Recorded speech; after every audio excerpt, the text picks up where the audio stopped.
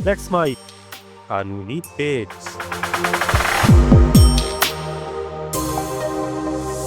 Let's mic कानूनी page पर मैं अब्दुल हनीफ और आज मैं आपके लिए लेकर आया हूं क्रिमिनल प्रोसीडिंग से जुड़े सुप्रीम कोर्ट के कुछ खास फैसले।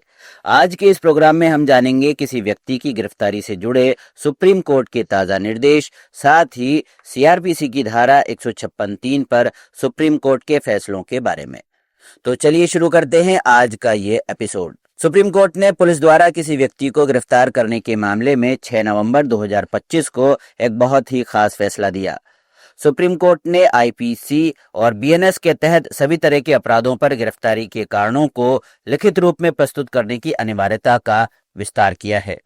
जस्टिस बीआर गवई और जस्टिस एजी मसीह की बेंच ने इस मामले पर सुनवाई करते हुए कहा कि गिरफ्तार व्यक्ति को उसकी समझ में आने वाली भाषा में गिरफ्तारी के कारणों को लिखित रूप में न देना उसकी गिरफ्तारी और उसके बाद की रिमांड को अवैध बना देता है। इंडियन कॉन्स्टिट्यूशन के आर्टिकल 22(1) में गिरफ्तार किए गए व्यक्ति को गिरफ्तारी के कारणों की जानकारी देना सिर्फ फॉर्मेलिटी नहीं बल्कि एक जरूरी कॉन्स्टिट्यूशनल रेमेडी है, जिसे संविधान में मौलिक अधिकारों के तहत शामिल किया गया है। इसलिए यदि किसी व्यक्ति को उसकी गिरफ्तारी के कारणों की जानकारी शीघ्र नहीं दी जाती है तो ये उसके मौलिक अधिकारों का हनन होगा, जिसे भारतीय संविधान के अनुच्छेद 21 के तहत उसके जीवन और व्यक्तिगत स्वतंत्रता के अधिकार का उल्लंघन होगा और गिरफ्तारी अवैध हो जाएगी। सुप्रीम कोर्ट ने इस मामले में गिरफ्तारी के कई इंपॉर्टेंट पॉइंट्स बताए हैं, जैसे गिरफ्तारी के कारणों की जानकारी गिरफ्तार व्यक्ति को देना संवैधानिक रूप से अनिवार्य है सभी कानूनों के तहत सभी अपराधों में, जिनमें आईपीसी और अब बीएनएस के अपराध भी शामिल हैं। दूसरा, गिरफ्तारी के कारणों की जानकारी गिरफ्तार व्यक्ति को उसकी समझ में आने वाली भाषा में लिखित रूप में दी जानी चाहिए। तीसरा, यदि गिरफ्तार करने वाला अधिकारी गिरफ्तारी के समय या उसके तुरंत बाद गिरफ्तारी के कारणों की जानकारी लिखित रूप में देने में असमर्थ है तो ये मौखिक रूप से दी जानी चाहिए। उक्त कारणों की जानकारी उचित समय के भीतर लिखित रूप में दी जानी चाहिए और किसी भी स्थिति में मजिस्ट्रेट के समक्ष रिमांड कार्रवाई के लिए गिरफ्तार व्यक्ति को पेश किए जाने से कम 2 घंटे पहले दी जानी चाहिए। चौथा, सुप्रीम कोर्ट ने स्पष्ट किया कि इन सभी का पालन न करने की स्थिति में गिरफ्तार और उसके बाद की रिमांड अवधि को इल्लीगल माना जाएगा और व्यक्ति को रिहा किया जा सकेगा। सुप्रीम कोर्ट ने कहा है कि कंप्लेंट में लगाए गए आरोपों से अपराध का खुलासा होने पर मजिस्ट्रेट धारा 156(3) सीआरपीसी के तहत जो अब धारा 175(3) बीएनएसएस बन चुकी है, इसके तहत पुलिस को एफआईआर दर्ज करने का आदेश दे सकती है। जस्टिस पंकज मित्तल और जस्टिस एहसानुद्दीन अमानुल्लाह की बेंच ने कर्नाटक हाई कोर्ट के उस फैसले को रद्द कर दिया जिसमें मजिस्ट्रेट के आदेश पर धारा 156(3) सीआरपीसी के तहत दर्ज एफआईआर को निरस्त किया गया था। चूंकि मजिस्ट्रेट को दी गई शिकायत में लगाए गए आरोपों से संज्ञेय अपराध का खुलासा होता है, इसलिए सुप्रीम कोर्ट ने मजिस्ट्रेट द्वारा पुलिस को जांच का आदेश देने का फैसला सही ठहराया। सुप्रीम कोर्ट ने कहा कि कॉग्निजेंस लेने से पहले चरण में मजिस्ट्रेट को केवल ये देखने की आवश्यकता होती है कि क्या कंप्लेंट यानी शिकायत में संज्ञेय अपराध का खुलासा होता है।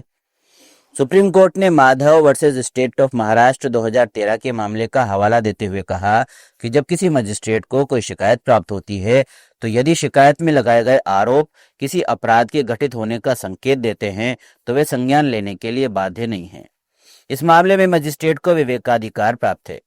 यदि शिकायत को पढ़ने पर वह पाता है कि उसमें लगाए गए आरोप संज्ञेय अपराध का संकेत देते हैं और धारा 156(3) के तहत जांच के लिए शिकायत को पुलिस को अग्रेषित करना न्याय के लिए सहायक होगा और मजिस्ट्रेट का बहुमूल्य समय उस मामले की जांच में बर्बाद होने से बचेगा जिसकी जांच करना मूल रूप से पुलिस का काम है। तो अपराध का संज्ञान लेने के विकल्प के रूप में ये रास्ता अपनाने में उचित होगा। हाईकोर्ट ने एफआईआर और मजिस्ट्रेट के आदेश दोनों को रद्द कर दिया था, ये मानते हुए कि मजिस्ट्रेट द्वारा दिए गए आदेश में प्रक्रियात्मक खामियां थी और प्रथम दृष्टया कोई मामला बनना नहीं पाया जाता। हाईकोर्ट के इस फैसले से असंतुष्ट होकर शिकायतकर्ता ने सुप्रीम कोर्ट में अपील की। हाईकोर्ट के फैसले को रद्द करते हुए जस्टिस अमानुल्लाह ने कहा, प्रारंभिक चरण में ही जांच में हस्तक्षेप किया गया। इस तथ्य को नजरअंदाज करते हुए शिकायत में लगाए गए आरोप संज्ञेय अपराध के घटित होने का संकेत देते हैं। वहीं एक अन्य मामले में सुप्रीम कोर्ट ने एक व्यक्ति की धारा 302 के तहत हत्या के आरोप को धारा 304 के तहत गैर इरादतन हत्या में परिवर्तित कर दिया। कोर्ट ने माना कि दोषी का मृतक को जान से मारने का कोई इरादा नहीं था, हालांकि उसे इस बात की जानकारी थी कि उसकी चोट से मौत हो सकती है। जस्टिस के विनोद चंद्रन और जस्टिस एनवी अंजारी की पीठ ने अहमदाबाद में 1998 में हुई एक घटना से संबंधित मामले की सुनवाई पूरी करते हुए कहा कि इस घटना में आरोपी ने कहासुनी के बाद मृतक को उसके घर जाकर गोलियां दी और चाकू से वार करके घायल कर दिया। पीड़ित का अस्पताल में इलाज किया गया, लेकिन 13 दिन बाद सेप्टिसीमिया से उसकी मौत हो गई। हाईकोर्ट के फैसले को रद्द करते हुए जस्टिस एनवी अंजारी ने फैसला दिया कि चूंकि यह घटना कहासुनी के दौरान हुई थी, इसलिए आरोपी का मृतक को जान से मारने का कोई पूर्व नियोजित इरादा नहीं था। अपीलकर्ता की ओर से आवेग, क्रोध और उत्तेजना का तत्व मौजूद था, जिससे यह हत्या नहीं बल्कि गैर इरादतन हत्या का मामला बनता है। बेंच ने आगे स्पष्ट किया कि अपीलकर्ता की कृत्य को देखते हुए यह निष्कर्ष निकाला जा सकता है कि आरोपी को इस बात का ज्ञान था कि उसके हाथ में मौजूद हथियार से पहुंचाई जाने वाली चोटें सामान्य परिस्थितियों में मृत्यु का कारण बनने के लिए पर्याप्त होगी। मृत्यु का कारण बनने के इरादे और किसी कृत्य से मृत्यु होने की संभावना के अंतर को स्पष्ट करते हुए कोर्ट ने केसरिया सिंह बनाम स्टेट ऑफ हरियाणा के 2008 के अपने पूर्व निर्णय का व्यापक रूप से हवाला देते हुए कहा कि यदि किसी को इस ज्ञान और इरादे से चोट पहुंचाई जाती है कि इससे मृत्यु हो सकती है, लेकिन मृत्यु का इरादा नहीं है, तो आईपीसी की धारा 304 के तहत भाग ए की परिभाषा के तहत आएगा।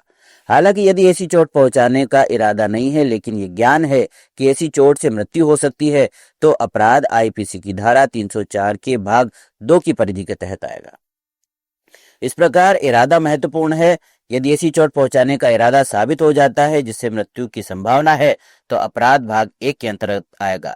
लेकिन जहां ऐसा कोई इरादा साबित नहीं होता और केवल यह ज्ञान है कि चोट से मृत्यु होने की संभावना है, तो वह भाग 2 के तहत आएगा। सुप्रीम कोर्ट ने इस बात पर भी विचार किया कि मृत्यु तात्कालिक नहीं बल्कि 1 सप्ताह से अधिक समय निकलने के बाद संक्रमण से हुई, जिससे यह निष्कर्ष निकलता है कि मृत्यु जानबूझकर नहीं की गई थी। कोर्ट ने कहा कि इस प्रकार अपीलकर्ता द्वारा किया गया हमला जानकारी में था, लेकिन उसका इरादा मृत्यु का कारण बनने का नहीं था। सुप्रीम कोर्ट की 3 जजेस की बेंच डाइवर्स जेंडर आइडेंटिटीज और जेंडर एक्सप्रेशन और इंटरसेक्स व्यक्तियों के अधिकारों से जुड़ी जनहित याचिका पर सुनवाई करेगी।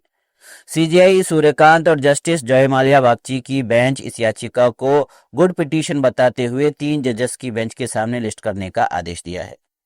इस पीआईएल में एक इंटरसेक्स व्यक्ति ने न्यायालय से कानून और नीति में लिंग और जेंडर शब्दों के प्रयोग पर एक बार फिर से विचार करने और स्पष्टीकरण देने का अनुरोध किया है। उनका तर्क है कि ये अलग अलग अवधारणाएं हैं जिनका लेजिस्लेचर, एग्जीक्यूटिव और जुडिशरी ने गलत तरीके से एक दूसरे के स्थान पर प्रयोग किया है। इस पिटीशन में राष्ट्रीय कानून सेवा प्राधिकरण बनाम भारत संघ मामले में सुप्रीम कोर्ट के 2014 के फैसले में की गई कुछ टिप्पणियों को भी चुनौती दी गई है। याचिका में तर्क दिया गया है कि फैसले में लिंग और जेंडर को एक समान माना गया है और ट्रांसजेंडर को एक व्यापक श्रेणी के रूप में इस्तेमाल किया गया है, जिससे भ्रम की स्थिति बनी है और नीतियों को प्रभावी रूप से लागू करने में परेशानी हुई है। पिटिशनर ने इस पीआईएल में बताया कि कोर्ट ने सेक्स आइडेंटिटी और जेंडर आइडेंटिटी के बीच भेद नहीं किया और थर्ड जेंडर शब्द प्रयोग किया, जो न तो वैज्ञानिक है और न ही कानूनी। पिटिशनर ने इस पीआईएल में बताया कि कोर्ट ने सेक्स आइडेंटिटी और जेंडर आइडेंटिटी के बीच भेद नहीं किया और थर्ड जेंडर शब्द का प्रयोग किया, जो न तो वैज्ञानिक है और न ही कानूनी। याचिका में आगे कहा गया है कि कोर्ट ने पुरुष और महिला के अलावा हर पहचान को ट्रांसजेंडर पर्सन और हर ट्रांसजेंडर को थर्ड जेंडर के रूप में परिभाषित करने में गलती की है। ये डेफिनेशन अनसाइंटिफिक और इलीगल है क्योंकि सेक्स और जेंडर में अंतर है। पीआईएल में मांग की गई है कि जब तक इस कोर्ट के द्वारा सेक्स आइडेंटिटी और जेंडर आइडेंटिटी के बीच के मूल अंतर को स्पष्ट नहीं किया जाता और इसे मान्यता नहीं दी जाती, तब तक विभिन्न लिंग पहचान वाले व्यक्तियों के लिए कोई प्रभावी नीतियां नहीं बनाई जाए। याचिका में कहा गया है कि इंटरसेक्स व्यक्ति जो ऐसे यौन लक्षणों के साथ पैदा होते हैं जो पुरुष या महिला शरीर की विशिष्ट धारणाओं में फिट नहीं होते और उन्हें बायोलॉजिकली और मेडिकली समस्याओं का सामना करना पड़ता है जो जेंडर पहचान से अलग हैं, इसमें तर्क दिया गया है कि कानून और नीति में इंटरसेक्स व्यक्तियों को ट्रांसजेंडर व्यक्तियों के साथ एक ही श्रेणी में रखना इन अंतरों की अनदेखी करता है। भारत में ज्यादातर अधिकारी और न्यायपालिका के सदस्य लिंग और जेंडर शब्दों का परस्पर उपयोग करते हैं, जिसका असर महिलाओं से संबंधित कानूनों पर पड़ेगा। याचिका में ट्रांसजेंडर व्यक्ति अधिनियम 2019 के प्रावधानों को भी चुनौती दी गई है। इस याचिका में इंटरसेक्स पर्सन को स्कूलों, कॉलेज और रोजगार में पुरुषों और महिला उम्मीदवारों के समान शामिल करने के निर्देश देने की भी मांग की गई है और ऐसे लोगों के लिए आरक्षण का मुद्दा उठाया गया है। इसमें कहा गया है कि मौजूदा प्रवेश और आवेदन पत्र लोगों को पुरुष और महिला में से किसी एक विकल्प को चुनने के लिए मजबूर करते हैं, जिससे कि पहचान संबंधी समस्याएं पैदा होती है। तो ये थे सुप्रीम कोर्ट के कुछ खास फैसले। फिलहाल लेट्स माइक पर इतना ही। सुप्रीम कोर्ट और हाई कोर्ट के ताजा तरीन फैसलों के लिए जुड़े रहिए हमारे साथ। हमारे ऐप को डाउनलोड कीजिए, चैनल को सब्सक्राइब कीजिए और हमारा फेसबुक लाइक और फॉलो जरूर कीजिए।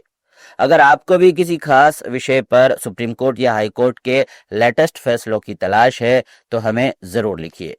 हमें आपकी कानूनी मदद करने में बेहद खुशी होगी। धन्यवाद। आप सुन रहे थे let's mike more than radio. Follow कीजिए हमें हमारे सोशल मीडिया प्लेटफॉर्म्स पर।